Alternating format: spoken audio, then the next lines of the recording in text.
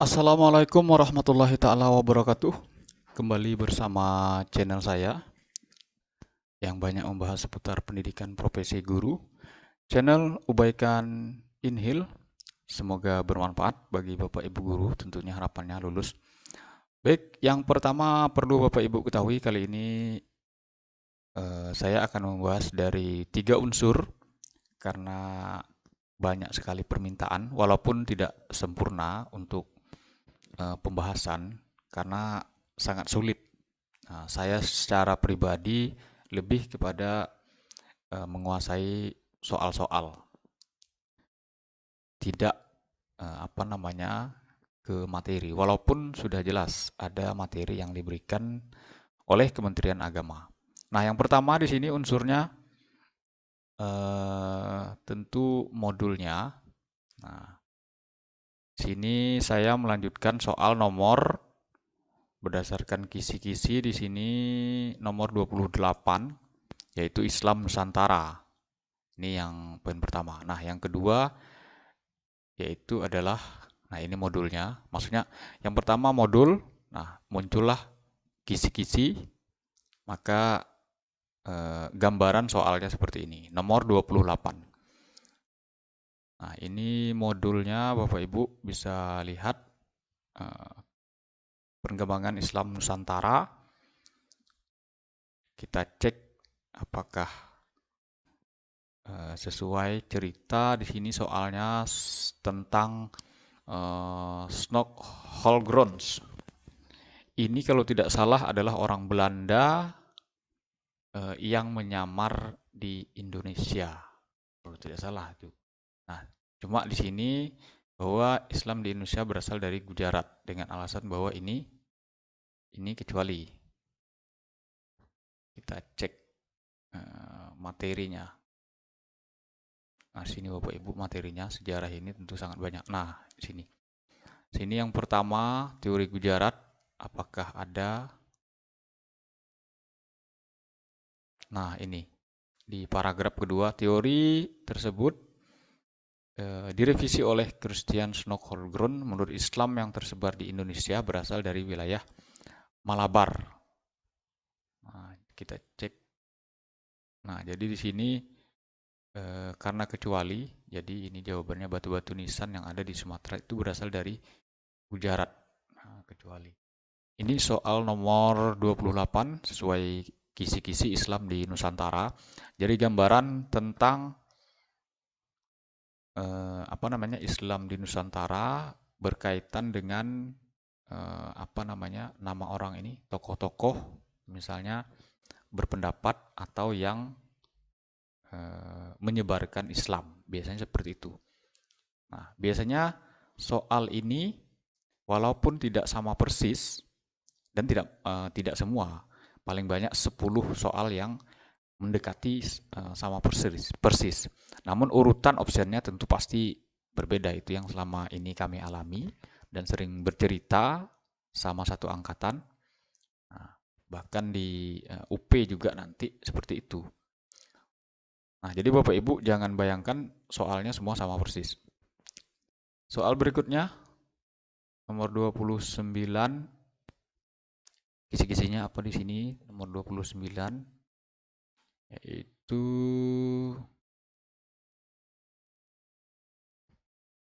perkembangan Islam di Nusantara, perkembangannya. Kita cek perkembangannya. Apakah ada poinnya di sini?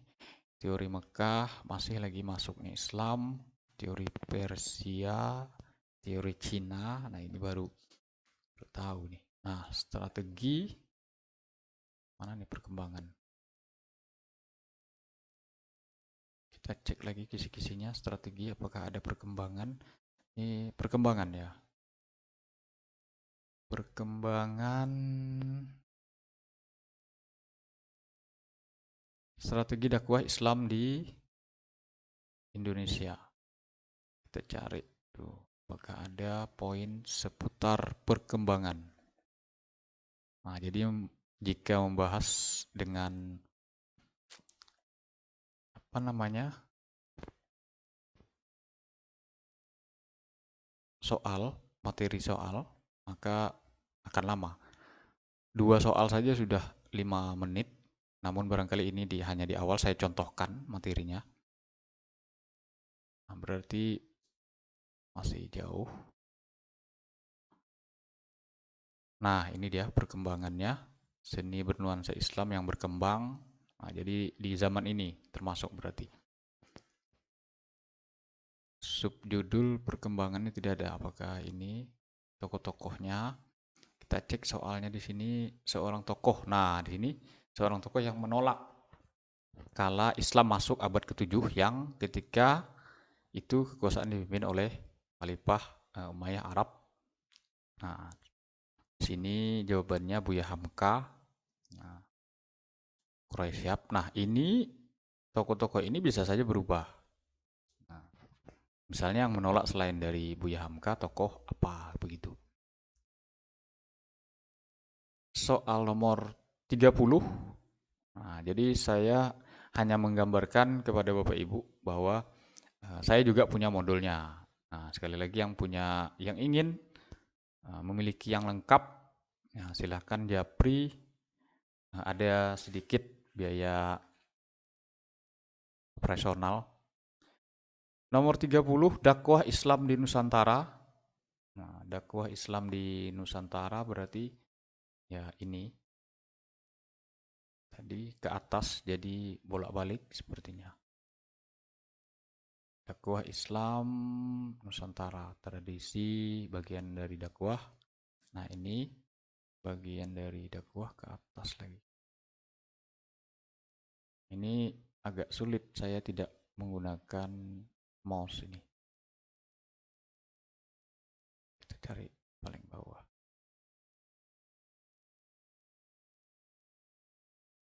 Nah, ini strategi dakwahnya, yaitu dakwah para wali di sini. Tentu yang sangat masyhur sekali, yaitu Wali Songo. Kita cek soalnya. Nah, ini yang dilakukan Wali Songo. Sini ada mau izah hasanah, lemah lembut, terus tidak memusnahkan budaya. Nah, jadi semuanya benar. Nah, jadi saya memberikan gambaran saja, tidak membahas soal secara rinci. Nah, namun saya menunjukkan penambahan di modul. Nah, jadi Bapak Ibu bisa lihat. Nah, di sini hanya saja poinnya harus kita cari sendiri. Nah, jika belajar langsung kepada modul. Nah, ini Bapak Ibu bisa lihat, baru 3 soal sudah 8 menit.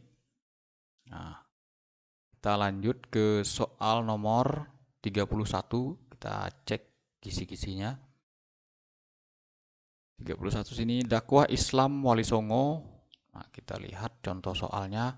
Sunan yang diberi pengajaran sederhana, yaitu menanamkan akidah dan ibadah, dan juga memperkenalkan istilah Maulimo, Muhammad main, moh ngombe. Nah, ini orang Jawa pasti mengerti barangkali.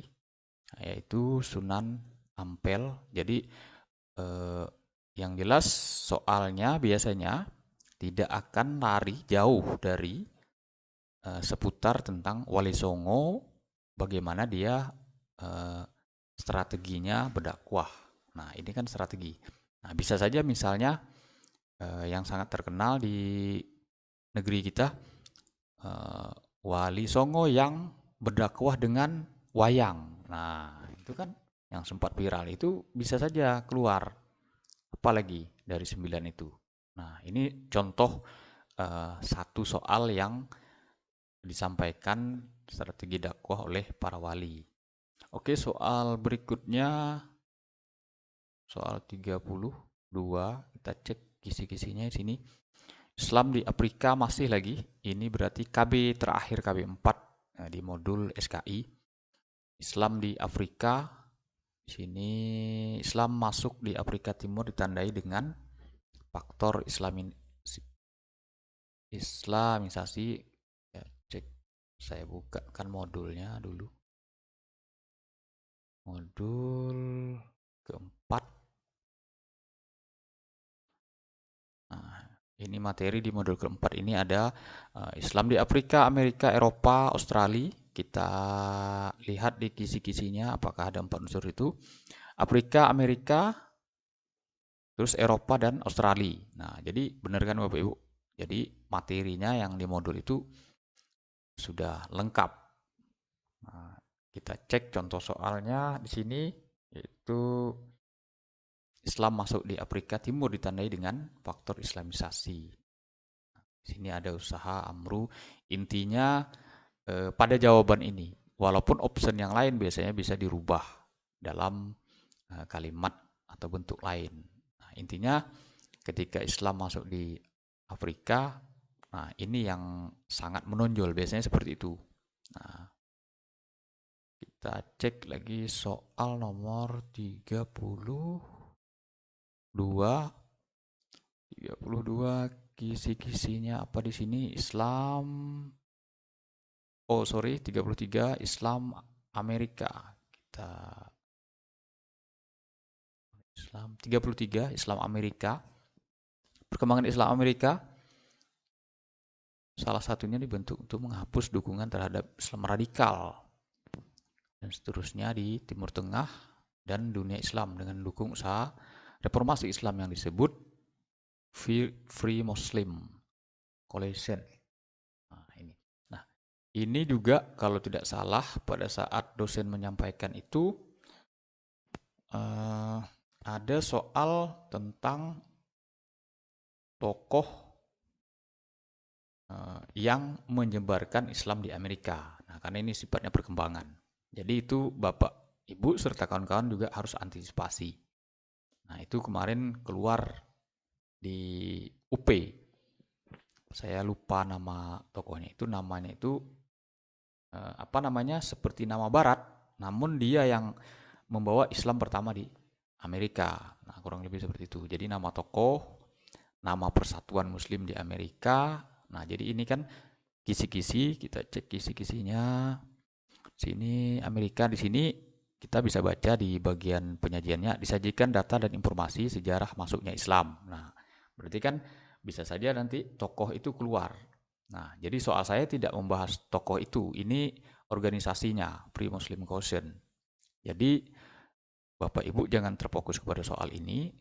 Nah, tapi fokus kepada penjelasan bagaimana soal itu nanti yang kemungkinannya akan muncul. Di sini salah satunya adalah disajikan informasi sejarah Islam, maksudnya Islam di Amerika bersatu, strategi dakwahnya dan perkembangannya, berarti ada 3 poin. Terus lagi mahasiswa mampu, nah 3. Jadi dari kisi-kisi nomor 33 Islam di Amerika ada 3 kemungkinan soal yang akan muncul. Yang pertama adalah masuknya Islam di Amerika, biasanya ini seputar dengan tokoh yang membawa Islam ke Amerika itu. Yang kedua, yaitu dakwah, strategi dakwahnya, bagaimana. Nah, kalau seperti Nabi Muhammad kita tahu ada yang strategi diam-diam dan terang-terangan. Nah, kalau di Amerika, tinggal Bapak Ibu cek modulnya. Nah, di Amerika poin kedua, jadi bagaimana? Jadi kalau pakai modul memang lebih berat Bapak Ibu. Karena kita harus mencari sendiri, tapi jika Bapak Ibu rajin, ya tidak apa-apa untuk menggunakan atau memahami langsung dari modul. Nah, di garis dan seterusnya, misalnya ditandai yang dianggap penting. Biasanya nama-nama tokoh penting. Amerika.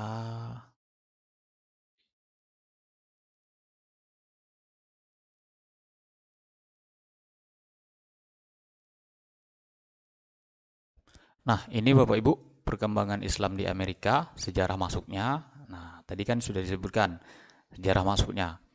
Nah, di sini kita cari nama tokoh. Di sini mana nama tokohnya?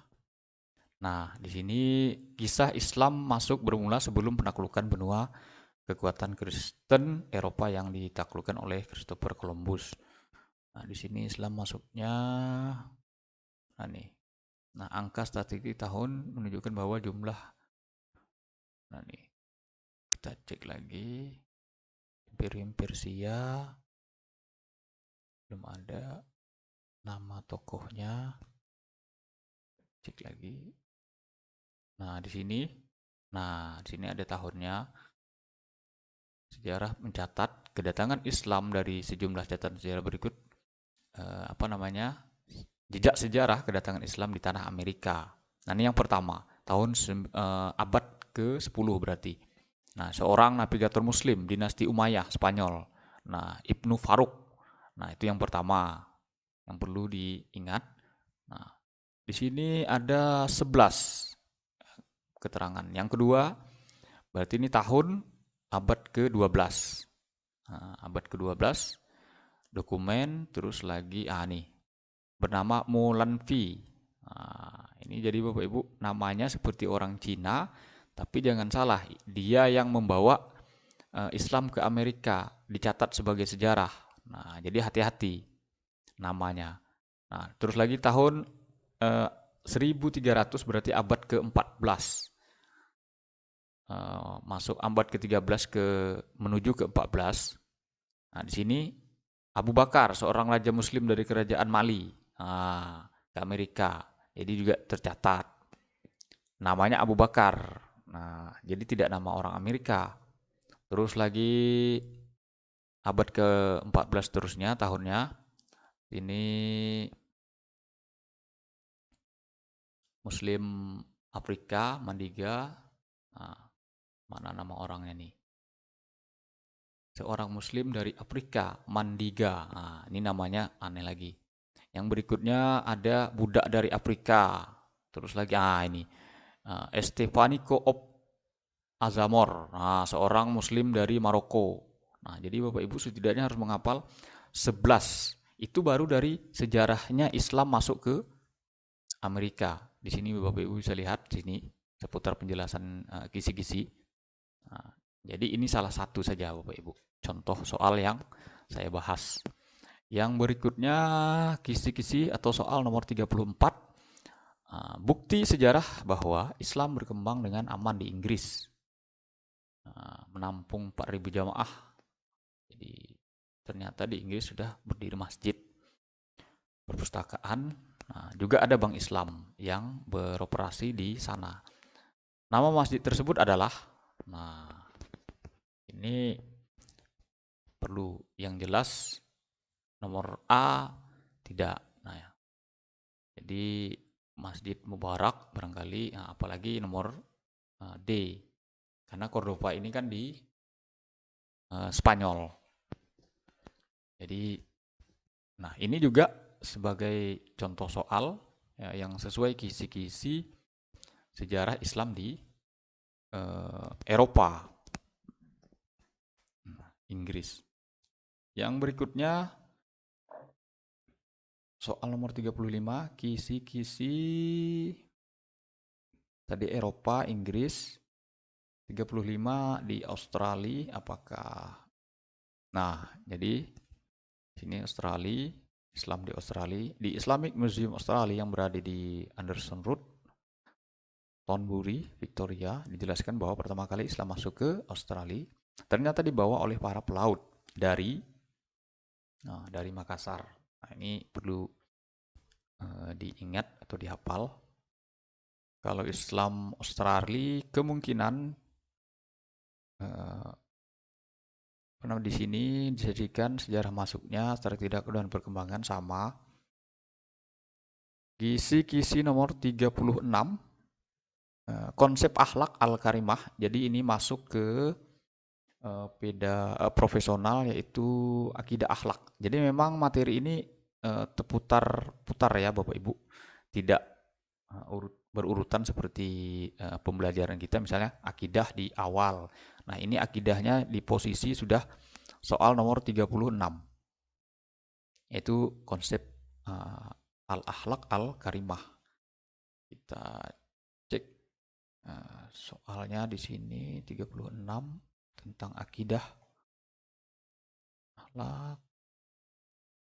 Nah, di sini akhlak adalah kondisi jiwa yang mendorong tindakan-tindakan tanpa perlu berpikir dan pertimbangan bagi ada.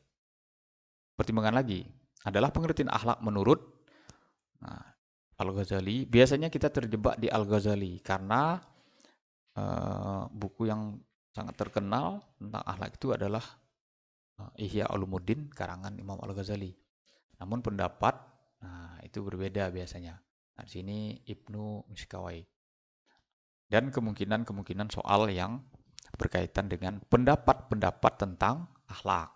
Jadi karena kan tidak hanya Ibnu Miskawai ini yang berpendapat tentang akhlak, karena sangat banyak tokoh yang lain. Yang berikutnya soal nomor 37 berdasarkan kisi-kisi nomor 37 di sini konsep jiwa kuwah al-ilmi dalam Islam. Wah, ini berat. 37 soalnya kekuatan dari akal dan seterusnya mendapatkan dorongan mana yang baik dan mana yang buruk dalam bertindak tersebut. Wah, ini berat sekali. Sulit. Kuwah al-ilmi. Ini jawabannya. Soal nomor 38 atau kisi-kisi nomor 38 di sini konsep jiwa kuwah al-ghalab. Nah, ya. Apa kira-kira tuh? Menurut Imam Al-Ghazali, dorongan manusia untuk menolak yang tidak disenangi dan mendapatkan kenikmatan yang bersifat abstrak dan batin disebut kuwah al-ghaib. Jadi sesuai dengan namanya, nama kisi-kisinya. Ini sangat berat akidah ini. Soal nomor 39, kisi-kisinya sini konsep amal soleh dalam Islam dan implementasinya. Pengertian amal soleh menurut Zamah Syar'i adalah ini amal soleh diartikan sebagai semua perbuatan yang sesuai dengan ajaran Al-Quran dan Sunnah. Nah, intinya di situ jika pendapat Zamah Syar'i.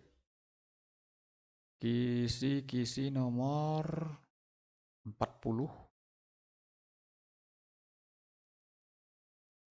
Imam dan amal soleh dalam Islam. 40. Amal soleh yang dibingkai dengan iman akan menghasilkan rencana yang matang dan tawakal, dikerjakan dengan niat yang ikhlas, sabar atau syukur, dapat menerima ridho hasil sebagai jadi semuanya benar. Nah, soal nomor 41, kisi-kisinya apa di sini? Tawakal dalam Islam. Tawakal dalam Islam. Menurut Ibnu Qayyim. Nah, jadi walaupun ini Ibnu Qayyim ada juga. Menurut Ibnu Qayyim bahwa amalan yang menghambat hati dengan menjadikan segala sesuatu kepada Allah, hanya kepada Allah semata, percaya terhadap lindungannya, Allah akan memberikan segala kecukupan, adalah pengertian dari tawakal. Jadi berharap semata kepada Allah, pengertian dari tawakal. Soal terakhir di sini kisi-kisi yang terakhir yaitu konsep al-haya, malu sebagai bentuk akhlak al-karimah. Jadi next soal nanti masih lagi tentang akhlak, akidah akhlak. Yang terakhir adalah ini berarti soal nomor 42. Jadi kurang lebih 15 soal. 41 yang ini. 41. Nah, ini 42. Jika seorang sudah ada proteksi diri, terutama tentang maksiat, nafsu, dia juga sudah tidak ujub atau berbangga diri dan sombong, maka dia telah memiliki sifat khauf. Nah, ini memang berat khauf ini. Akidah dan akhlak ini termasuk pembahasan yang berat. Makanya di awal di PPG nanti. Nah, mungkin itu saja Bapak Ibu serta kawan-kawan. Hanya sedikit yang mampu saya tampilkan seputar pembahasan berdasarkan modul, karena memang berat, akan lama sekali jika membahas sekaligus atau berbarengan dengan modulnya. Saya cekkan modul tentang akidah. Nah, ini dia modul, Bapak Ibu bisa lihat ini KB1 tentang Asmaul Husna. Saya cekkan lagi KB2.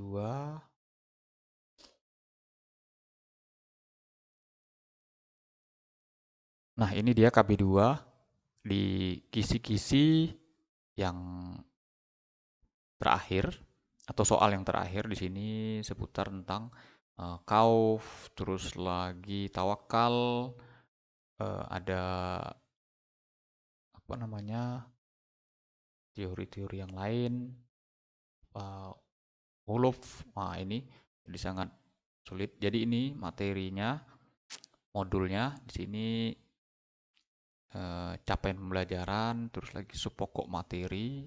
Kita cek. Nah, di sini subpokok materinya ada hakikat akhlak al-karimah, potensi-potensi jiwa, kuwah al-ilmi, kuwah al-qalb, kuwah al-syahwah, dan kuwah al-adalah, implementasi akhlak al-karimah. Jadi ini materinya sangat lengkap Bapak Ibu. Nah, mungkin itu saja Bapak Ibu serta kawan-kawan. Semoga pretest tahun ini Bapak Ibu lulus. Amin ya rabbal alamin. Bapak Ibu yang ingin mendapatkan soal yang lengkap 500 soal sesuai dengan kisi-kisi, dan juga satu kisi-kisi tersebut tidak satu soal, bahkan lebih dari soal, ada yang 4, ada yang 5, ada yang 1, ada yang 2, makanya jumlahnya banyak. Dari 120 kisi-kisi menjadilah 517 soal yang saya punya. Jadi modulnya juga lengkap, akan saya kirimkan ke Bapak Ibu. Silakan Japri, nomor akan saya tampilkan di deskripsi video. Nah, seperti biasa ada biaya administrasi. Mudah-mudahan keberkahan untuk kita semua. Saran saya, karena terakhir soal tentang akidah dan akhlak, penyucian jiwa. Jadi jangan ada dari diri Bapak Ibu rasa mengeluh. Saran saya itu saja. Segala hal yang sudah dilakukan, walaupun itu dianggap tidak berguna, maka dia nanti akan menjadi sebagai ujian kesabaran kita. Nah, contoh misalnya ada yang tidak bermanfaat, misalnya nonton video saya, ya tidak apa-apa. Namun misalnya dia sudah kecewa karena habis barangkali paketnya. Nah, mudah-mudahan itu menjadi diganti oleh Allah dalam bentuk lain. Nah, itu yang saya rasakan. Jadi tidak boleh ada keluh kesah. Nah, jadi fokus kepada belajar agar cara penguasaan materi kita itu lebih cepat, terus juga dan tersimpan terus. Nah, kurang lebih seperti itu. Karena kalau kita misalnya dongkol, kecewa, marah, apalagi mencaci, mengejek, tidak menghargai, maka nanti kita tidak fokus jadi belajar. Nah, Bapak Ibu silahkan cek di FB. Nah, saya salah satu adminnya di FB info PPG Kemenak itu yang 300.000 anggotanya itu. Nah, saya sering meng-ACC itu banyak curhatan-curhatan para guru. Bahkan ada yang sudah 5 kali pretest tidak lulus. Bahkan ada juga yang 6 kali UP tidak lulus. Nah, ini perlu dibersihkan jiwa-jiwanya. Jadi rasa dongkolnya itu dihilangkan. Nah, karena akan menjadi profesional. Nah, jadi hal yang bukan main-main. Gelarnya saja ada GR, guru profesional, dan resmi diakui oleh negara ini. Nah, berbeda teman-teman kita yang lulus 2017 ke bawah, itu tidak ada gelar GR-nya. Yang gelar GR hanya tahun 2018, 19, 20, 21, 2022, berarti 5 tahun dengan tahun ini. Nah, itu yang saya ketahui. Mungkin itu saja Bapak Ibu. Semoga bermanfaat. Sekali lagi, fokus Bapak Ibu kepada penguasaan materi, sesuai dengan kisi-kisi tentunya. Kalau mau belajar modulnya berarti sesuai dengan materi yang ada di kisi-kisi tersebut. Nah, kalau misalnya ada masalah di selesaikan lebih cepat agar pikiran kita tidak terganggu. Kurang lebih seperti itu. Mungkin itu saja Bapak Ibu. Jangan lupa subscribe, like, and share. Berikan komentar barangkali ada yang ingin ditanyakan. Demikian saya akhiri. Wassalamualaikum warahmatullahi taala wabarakatuh.